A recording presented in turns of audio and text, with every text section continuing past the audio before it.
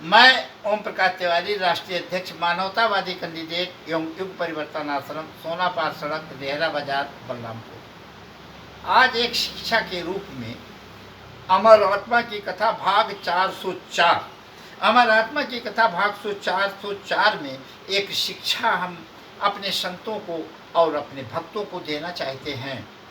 और इसे आप ग्रहण करें या ना करें ये तो आपकी मर्जी, लेकिन मैं बोल इसलिए रहा हूँ कि मैं खुद ग्रहण करके चल रहा हूँ और चलने की कोशिश कर रहा हूँ। पूरा तो नहीं चल पा रहा हूँ, लेकिन चलने की कोशिश कर रहा हूँ।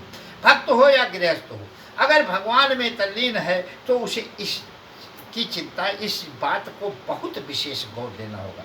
भक्त या गृहस्थ संत इस बात का ध्यान रखें कि कितने आदमी आपके सुख से दुखी हैं।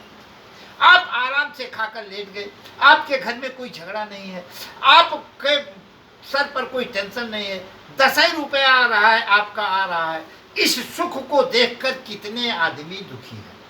अब जो आपको इस कार्य से दुखी हैं वह आपका कभी भला नहीं कर सकते। उनसे आप दूरी बनाए रखें, उन्हें तत्काल प्रभाव से छोड़ दें। हमारे कहने का मतलब है उनसे इतना दूरी बना लीजिए कि वो आपके पास कतई आने ना पाए। मैं तो स्वयं करने की कोशिश कर रहा हूँ और आप लोगों से भी आग्रह और अनुरोध है कि अगर आप ऐसा करेंगे तो आपकी जिंदगी निश्चित है खुशहाल होगी। केवल इतने देखना है कि आपके सुख से कौन कौन दुखी है और इसे बड़ी आसानी से आप परख सकते हैं, चाहे संत हो और चाहे घर गृहस्थ हो। अगर आप घर गृहस्थ है तो वो सुख के लिए गए, और अगर संत है तो वो भगवान की भक्ति के लिए। नहीं, आपके भगवान की भक्ति में जरूर बाधा पड़ेंगे। जो आपके सुख से दुखी है, आप जब सुखी होते हैं तो वो दुखी होते हैं, तो वो बाधा ही बाधा पड़ेगी। चाहे आपकी घर गृहस्थी चलती हो, चाहे आपकी रिश्तेदारी हो, उसमें कितना खोर पेच करके झगड़ा लगाने की कोशिश करेंगे, ये बहुत बड़ा कष्टदायक होता है भैया। इसलिए उनसे आप दूरी बनाएं, उन्हें तत्काल प्रभाव से छोड़ दें। यहाँ तक छोड़ दें कि बोलना चालना बिल्कुल बंद कर दें। अगर आप बंद नहीं करते तो भगवान का भजन नहीं हो सकता है। आप किसी कार्य को करते हैं तो ये सिद्ध नहीं होने देंगे। इसी प्रकार से उनसे बोलना चालना बंद कीजिए, तब भगवान की भक्ति हो पाएगी, तभी भगवान की भक्ति हो पाएगी, तभी आपका कोई कार्य सफल हो पाएगा, नहीं सफल नहीं होगा। ये समझ लीजिए, घोर नरक में जाने वाले ही ऐसा सोचते हैं।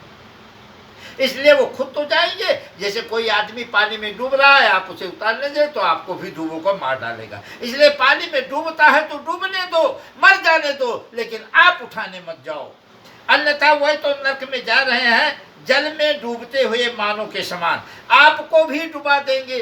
वो तो नरक में आपके सुख को देखकर दुखी होने का मतलब है वो नरक का रास्ता अपनाए हुए हैं, लेकिन आपको भी डुबोकर मार डालेंगे। इसलिए आप अपना जान बचाने के लिए, अपनी भगवान की भक्ति करने के लिए उनसे जरूर दूरी बना लें।